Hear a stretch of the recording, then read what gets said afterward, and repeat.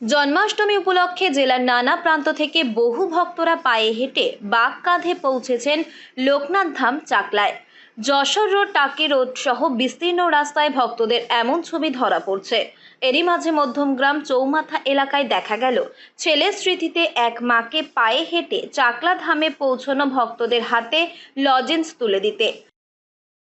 আমার ছেলে প্রতি বছর এই জন্মাষ্টমীতে যেত, আমাকে বলেছিল মা আমার ছেলে আমাদের ছেড়ে চলে গেছে, 1 বছর হলো। তখন বলেছিল মা আমি জন্মাষ্টমীতে যাব লোকনাথে, আমি লজেস কিনে দেবো, তুমি দেবে। তাই উপলক্ষেই দিচ্ছি আমি।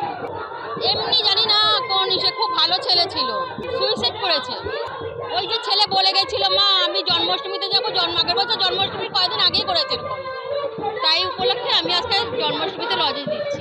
হ্যাঁ, যতক্ষণ থাকবো ততক্ষণ দিয়ে যাবো। মার যে কষ্ট কেউ তো বুঝবে না। 1 বছর হলো বছর 24-এর ছেলে কৃষ্ণ হালদারকে হারিয়েছেন মধ্যমগ্রামের বাসিন্দা মা রিনা হালদার। ছেলেও জন্মাষ্টমীতে চাকলা মন্দিরে যেত এভাবেই, আর মাকে বলতো পথে যাওয়া ভক্তদের হাতে লজেন্স তুলে দিতে। ছেলের মৃত্যুর পর 1 বছর অতিক্রান্ত হয়ে আবারও জন্মাষ্টমী, তাই এদিন কয়েক প্যাকেট লজেন্স কিনে নিয়ে চৌমাথায় দাঁড়িয়ে পথ চলতি লোকনাথ ধামে যাওয়া ভক্তদের হাতে তুলে দিচ্ছেন এই লজেন্স। সুলভে কাজ করি, আমার মাসের ওখানে 16খানা ডিউটি, আমি 200 টাকা করে রোজ পাই। আর এটা প্রতি বছরে আমরা করে থাকি। এটা দর্শকের জন্য, এটা নিজের পার্সোনাল ব্যক্তিগত ব্যাপার। এটা আমি কারোর কাছে আমি দয়া ভিক্ষাও নিই না, এটা যা করে আমি নিজের পার্সোনাল করি। দেন আমার ভালো লাগে, দর্শককে দিতে আমার ভালো লাগে, প্রতি বছর আমরা এই জন্য দিই। এটা আমার খুব শান্তি হয়। ছোট শিশু থেকে শুরু করে বয়স্ক এমনকি মহিলাদের হাতে এই লজেন্স তুলে দিয়েই যেন ছেলের শোক কাটিয়ে মিলছে মানসিক শান্তি।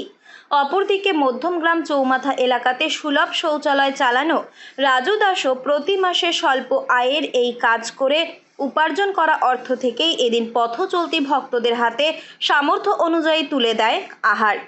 সারা বছর শৌচালয়ের কাজ করলেও মানুষের সেবা করার ইচ্ছে থেকেই প্রতি বছর এভাবেই আহার বিলি করে থাকেন জন্মাষ্টমীতে যাওয়া ভক্তদের উদ্দেশ্যে। আর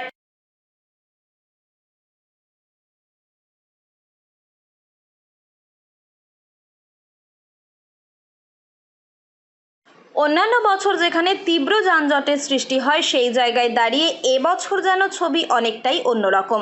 জেলা পুলিশ প্রশাসনের পক্ষ থেকে অতিরিক্ত পুলিশ মোতায়েন ছিল সর্বত্র। যশোর রোড সহ গুরুত্বপূর্ণ রাস্তাগুলিতেও এবার তাই দীর্ঘ যানজটের ছবি দেখা যায়নি বললেই চলে। জন্মাষ্টমী উপলক্ষে সারা রাত ধরে অগণিত ভক্তরা চাকলা মন্দিরে আসেন বাবা লোকনাথের বিশেষ পুজো উপলক্ষে, আর এর মধ্যে দিয়েই যেন মানবতার ছবি ধরা পড়ল জেলায়। উত্তর 24 পরগনা থেকে রুদ্রনারায়ণ রায়, লোকাল 18 বাংলা।